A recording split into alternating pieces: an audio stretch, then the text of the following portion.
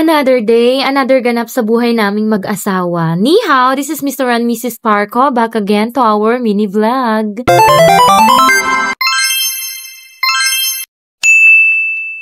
For today's ganap, maaga nga kaming umalis ng bahay at magbe-breakfast nga kami sa dalampasigan na naman. So dahil wala kaming rice, bumili muna kami sa 7-Eleven. Hindi na kasi kami nagluto, pero yung mga ulam namin, dyan namin lulutuin sa may dagat. Madalas nyo namang makita ito sa mini vlog ko na palagi kami dito sa dalampasigan. Every rest day namin, dito nga kami madalas magpunta. Or every time na nagkakayaan yung mga ka-work namin, dito talaga kami pumupunta at dito kami sama-samang nagbe-breakfast. So sa ngayon, kami lang muna ng asawa ko at mangunguha nga kami ng tahong.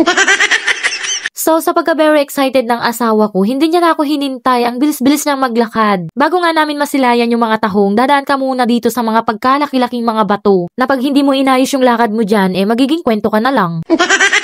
Palagi nga kaming nagpupunta rito pero hindi namin alam na may mga tahong pala dito. Nakita ko nga lang sa FYP ng TikTok habang nag-i-scroll ako na dito sa lugar na to may mga nakakuha ng mga tahong. Nung unang punta nga namin dito wala kaming nakitang tahong ni isa. Pero sana this time may makuha na kami. Kaya pinag-google ko agad sa asawa ko kung anong oras nga yung low tide. Dahil hindi naman namin makikita yung mga tahong kung high tide, diba?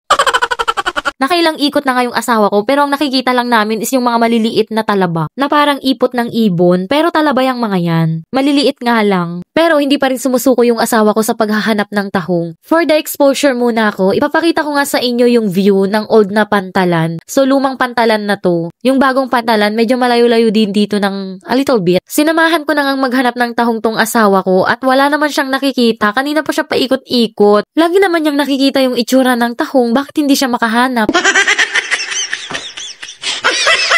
So finally, nakakita na rin kami ng tahong. Meron na kaming pandagdag sa breakfast namin. May pangsabaw na kami. Tuwang-tuwa nga kami dyan ng asawa ko dahil nga hindi kami na zero. Nagpakita rin yung mga tahong sa amin. So habang hinihintay ko siya na mahugasan niya yung tahong, ipapakita ko sa inyo yung sunrise. So pagkatapos niyang hugasan yung mga tahong, bumalik na rin kami agad sa may kubo. Para nga makapagluto na kami ng breakfast namin. At sa pagka-very excited ng asawa ko, iniwanan na naman niya ako. Nagmadali na naman siyang bumunta doon sa kubo. Samantalang ako, nagtitake a moment pa ako para magpaikot-ikot dito dahil sobrang ganda ng sunrise. Ang payapa, ang sarap mabuhay. Yun yung palagi kong sinasabi. Napakasarap nga mabuhay pag kontento ka lang talaga sa buhay mo kung anong meron ka. Pagdating namin sa kubo, prepare na namin yung mga iluluto ng asawa ko na pang breakfast naming dalawa. So, nagdala kami ng hotdog, spam, itlog, yung mga mabibilis lang lutuin. At niluto na rin niya yung tahong na nakuha namin sa may dagat. So, ganito nga kami magbanding ng asawa ko. Every rest day namin, kapag naisipan naming mag-breakfast dito sa dagat, pumupunta agad kami dito. Ikaw ba naman magkaroon ng asawang ayaw pumirmi sa loob ng bahay, gusto laging nasa labas? Kaya kahit ayaw kong pumunta, ay siya, sige na at para hindi siya magmuryot.